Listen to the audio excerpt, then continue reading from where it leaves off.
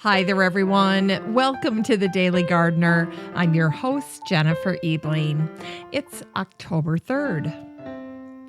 I always write down the little things that my kids have said over the years that strike me as funny or sweet. So today on my calendar, here was a little blast from my past on this day in 2010. Here's what it said. At bedtime tonight, PJ told me he wanted to bring cold lunch to school. I told him no because we've already paid for hot lunch, but apparently many kids in his class bring cold lunch. I told him that they probably bring cold lunch because they have allergies and their mommies don't want them to get sick. So then PJ told me he had allergies too. He said, "I'm allergic to pumpkins." I said, "Really?" He said, "Yes." And I said, "Well, then you won't have fun on Halloween because there's pumpkins all over that night." And then there was a long pause while his jaw dropped and then a big, heavy sigh. "You caught me, Mom. I was just trying to trick you." Pumpkin allergies. At the time, I thought that was a completely made-up thing. But it turns out that there are folks who are actually allergic to pumpkin. Typically, they're allergic to the seeds. That said, the other parts of the pumpkin can negatively affect the body. People with allergies who touch the pulp or the seeds can get dermatitis or even hives. If they smell pumpkin cooking, sensitive people can have an allergic response from the vapors. And kids with pumpkin allergy can feel sick just from carving a pumpkin. And uninformed parents can easily dismiss coughing and wheezing during pumpkin carving time, thinking it's just signs of a cold. Thanks to Starbucks and other retailers, our society goes a little crazy for all things pumpkin spice. In fact, the Pumpkin Spice Latte actually has a little pumpkin puree in it. Just know that there is such a thing as pumpkin allergy and be sensitive to the folks who have it. Here's today's brevities. Today is the anniversary of the death of the botanist Luis Nee, who died on this day in 1807. Luis Nee was a Frenchman living in Spain. He worked at the Madrid Botanic Garden, and he botanized in the mountain ranges of Spain. Nee went on an expedition to South America in 1789. When he collected in Chile, he discovered the Lapagerie rosea, which is now the official national flower of Chile. Lapagerie rosea plants are also known as Chilean bellflowers. They're named after the Empress Josephine Lapagerie, wife of Napoleon Bonaparte. And today is the birthday of the German botanist Frederick Lueders, who was born on this day in 1813. On November 13th of 1843, Lueders was botanizing along the Columbia River in Oregon. He'd been collecting specimens for 3 years. He had just encountered the explorer John Freemont. They were chatting a little bit when all of his work, which was secured in a canoe nearby, was drawn into the rapids. Lueders plunged into the river and managed to retrieve only a copy of the Flora by Torrey and Gray. The devastating loss was recorded in Fremont's journal. He wrote, "In the natural concern I felt for his misfortune, I gave to the little cove the name of Lueders Bay." For Lueders' part, the loss of his specimens was devastating, but the loss of his instruments and his correspondence with Asa Gray and Dr. Engelmann was almost too great. Lueders determined his best course of action was to return home to Hamburg, Germany. He traveled south around the tip of Chile and then on to England. It took him a year to return home to Hamburg after his mishap on the Columbia. Lueders didn't stay in Germany long. In fact, he returned to America within the next year. By 1851, he had made his way to Wisconsin, and he spent the rest of his life in Sauk City, and he dabbled in astronomy. A biographical sketch said that in his old age, Lueders was devoted largely to his flowers. And it was on this day in 1807 that the botanist Frederick Pursch visited David Hosack. Hosack was happy to have Pursch collect specimens from all around the United States for him. He wrote, "I shall have a very industrious and skillful botanist begin to collect from different parts of the Union." And it was on this day in 1856 that John Torrey's office at the Mint was described in the New York Daily Times. When Torrey was 57, he made the decision to leave Princeton after 24 years of teaching botany, and he went to work for the Mint. It would be the last step in his long career. The description of the room where the bullion was measured is quite fascinating. The article reads, "During the process, gold and silver are weighed on scales.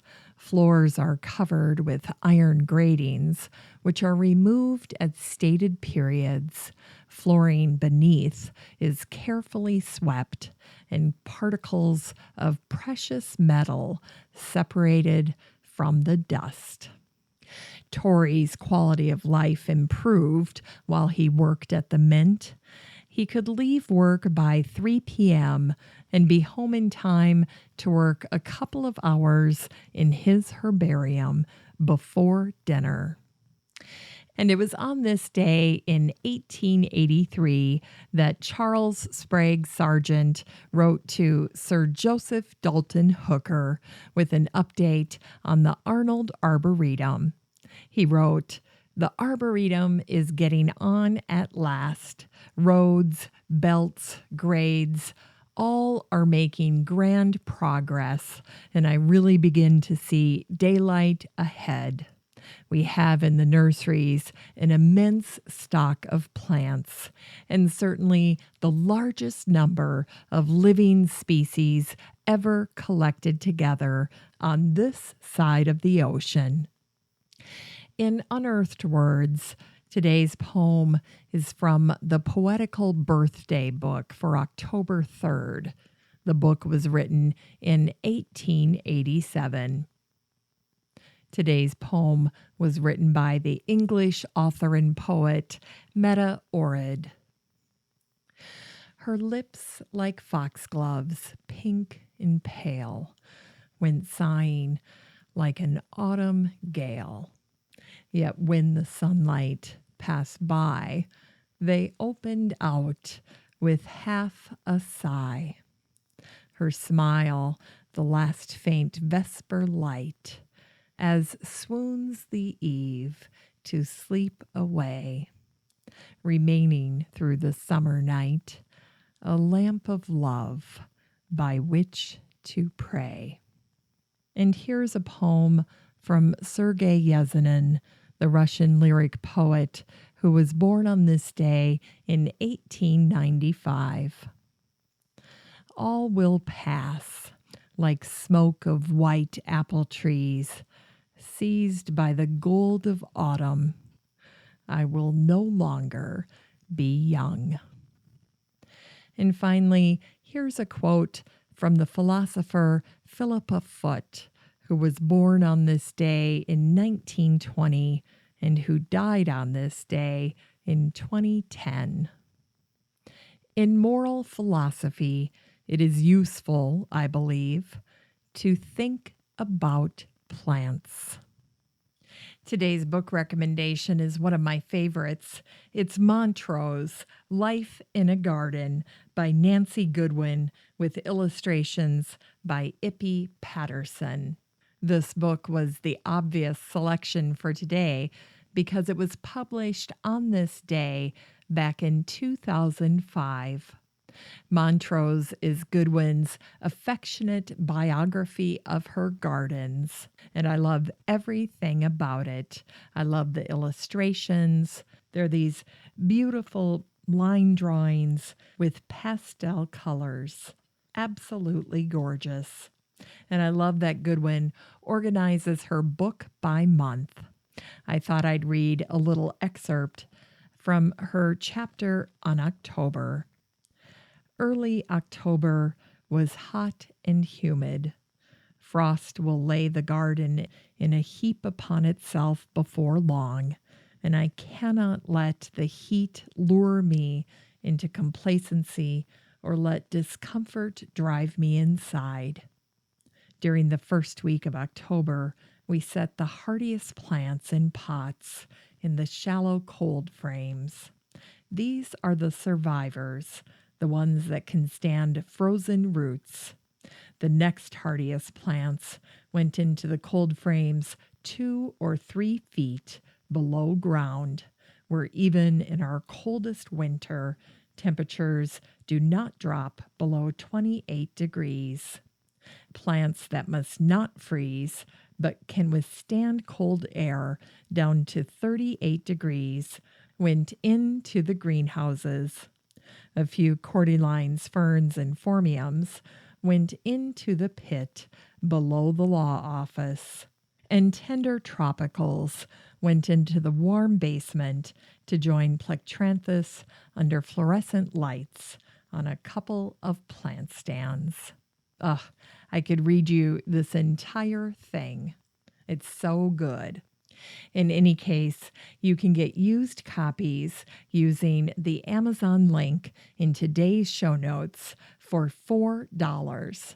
Montrose, Life in a Garden by Nancy Goodwin. Here's today's garden chore.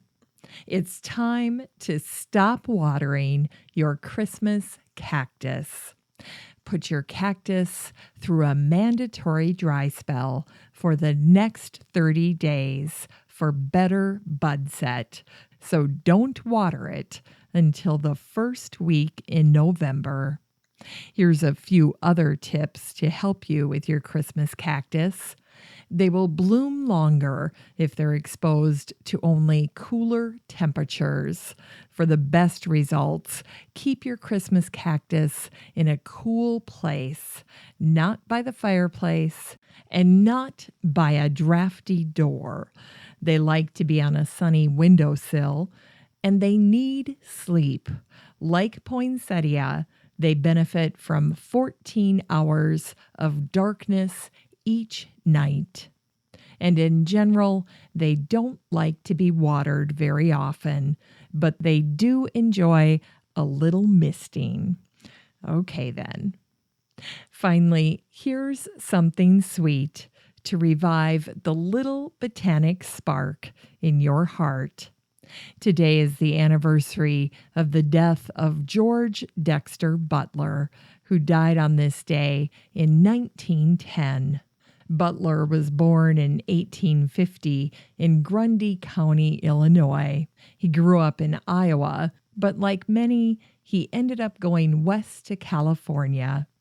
In 1896, he was admitted to the bar and he began to practice law. And then here's the part that got my attention. George Butler's passion for botany had always been such that he did not dare trust it.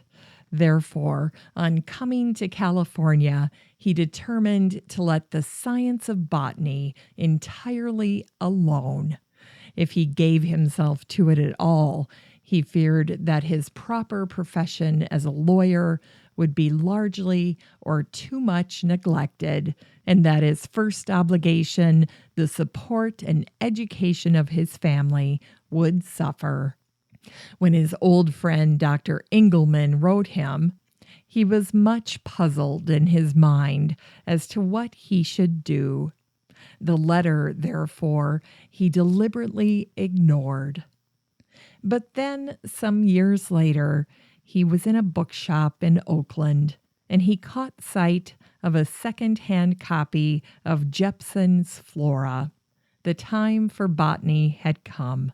He quickly made up for lost time, and he went collecting in every direction. He built a herbarium on his property. He started buying floras for his personal library, and he worked like crazy on building his collections. But sadly, on this day in 1910, Butler had a stroke and passed away. After Butler died, his herbarium was given as a gift to the University of California, and at the time it was regarded as the most complete collection of the flora of Siskiyou County. Thanks for listening to The Daily Gardener, and remember, for a happy, healthy life, garden every day. The Daily Gardener is produced weekdays in lovely Maple Grove, Minnesota. You can find complete show notes over at thedailygardener.org, and be sure to share the show with your garden friends. You can find The Daily Gardener on all your favorite social media, Instagram, Twitter, and Pinterest, and of course, Facebook.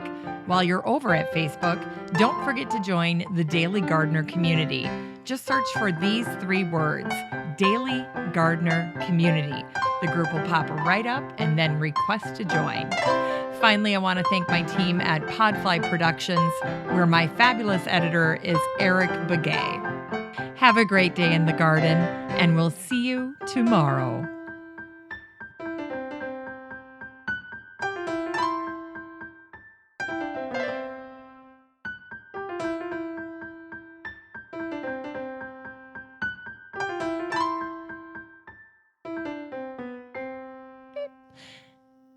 I don't know how to say that guy's name. And he botanized in the mountain ranges around Spain. Nee went, there goes the dishwasher. Oh, I have to remember to shut that off before I start recording. Okay, note to self. Here we go. When he collected in Chile, I don't know how they say it. Hang on. Chile. He discovered the Lapagerie.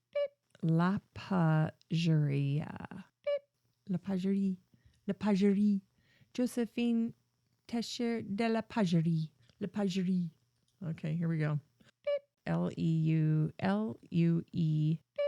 Lueder. I think it's Lueder. Okay, here we go. Lueders. Let's start that one more time. The description of the room where the bullion was measured. Bullion. That's awesome. Okay, so that's not going to help me, but... And now we've decided to take a shower. So fun. And here they go, taking a shower upstairs. Okay, life with teens. The shower upstairs has started.